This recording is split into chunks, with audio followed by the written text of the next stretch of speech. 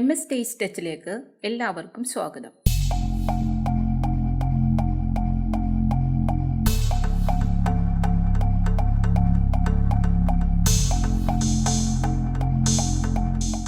ഇന്ന് നമുക്ക് വീട്ടിൽ വാങ്ങിക്കുന്ന പാലിൽ നിന്നും എളുപ്പത്തിൽ ബട്ടറും നെയ്യും ഉണ്ടാക്കുന്നത് എങ്ങനെയെന്ന് നോക്കാം.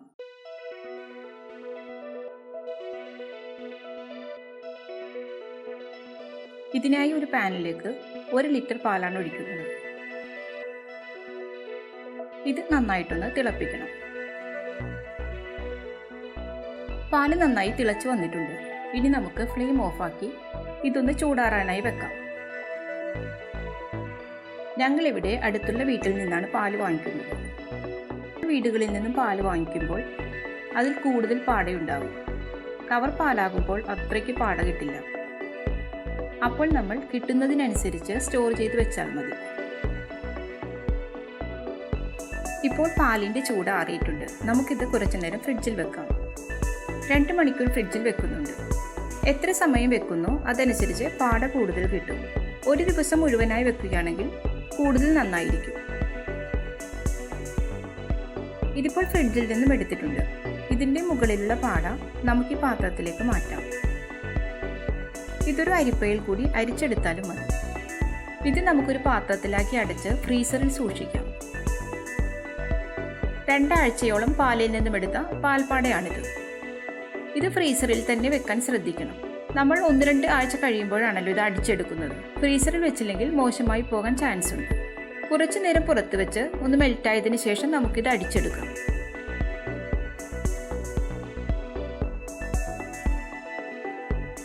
ഇതിലേക്ക് 1/2 കപ്പ് തണുത്ത വെള്ളമൊഴിച്ച് 30 സെക്കൻഡോളം അടിച്ചെടുക്കണം.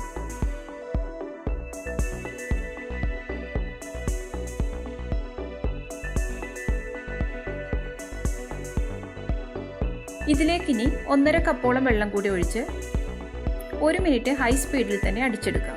നല്ല തണുത്ത വെള്ളം തന്നെ ഒഴിച്ചിട്ട് വേണം അടിച്ചെടുക്കാൻ. ഇതിലെ ബട്ടർ ഇപ്പോൾ സെപ്പറേറ്റായി വന്നിട്ടുണ്ട്.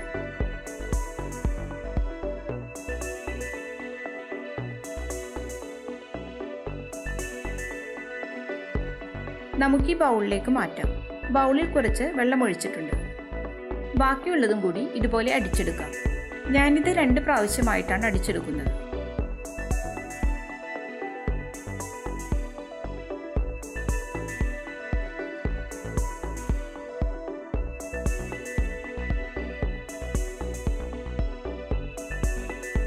രണ്ട് പ്രാവശ്യം നമുക്കിത് വെള്ളം മാറ്റിയിട്ട് കഴുകിയെടുക്കാം.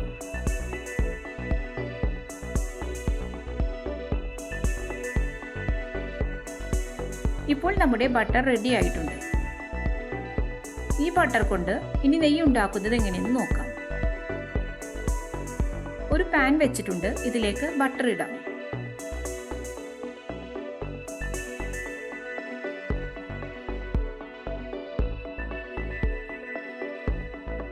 ഒരു മീഡിയം ഫ്ലെയിമിൽ വെച്ച് നമുക്കിത് ഉരുക്കിയെടുക്കാം.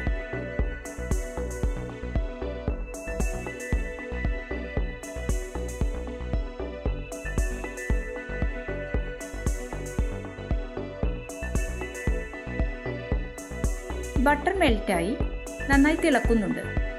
ഫ്ലെയിം ഒട്ടും കൂട്ടി വെക്കരുത്. ഇത് പെട്ടെന്ന് തന്നെ കരിഞ്ഞു പോകും.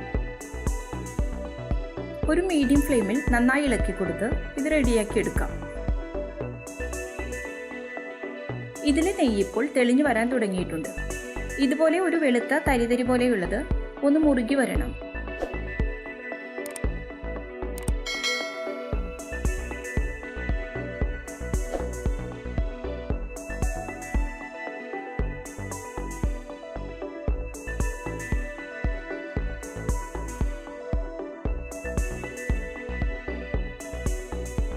ഇപ്പോൾ ഇതൊരു ഗോൾഡൻ ബ്രൗൺ കളറായിട്ടുണ്ട്. നമുക്കിനി ഫ്ലെയിം ഓഫാക്കാം. ഇത് ഈ ചൂടിൽ തന്നെ ഇരുന്ന് ഒന്നുകൂടി മുറുകി വരും. ചൂടാറിയതിന് ശേഷം ഒരു പാത്രത്തിലേക്ക് അരിച്ചൊഴിക്കാം.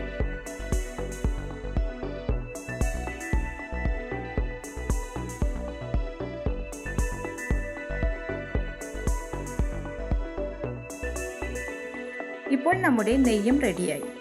നമ്മൾ ഉണ്ടാക്കുന്ന ഈ നെയ്ക്ക് കടയിൽ നിന്ന് വാങ്ങുന്നതിനേക്കാൾ നല്ല രുചിയും മണവും ഉണ്ടാകും. അതുപോലെ യാതൊരു മായവുമില്ലാത്ത ബട്ടറും നെയ്യും വീട്ടിൽ തന്നെ എളുപ്പത്തിൽ ഉണ്ടാക്കിയെടുക്കാം. ഈ വീഡിയോ ഇഷ്ടപ്പെട്ടാൽ ലൈക്ക് ചെയ്യാനും ഷെയർ ചെയ്യാനും സബ്സ്ക്രൈബ് ചെയ്യാനും മറക്കരുത്. Thank you.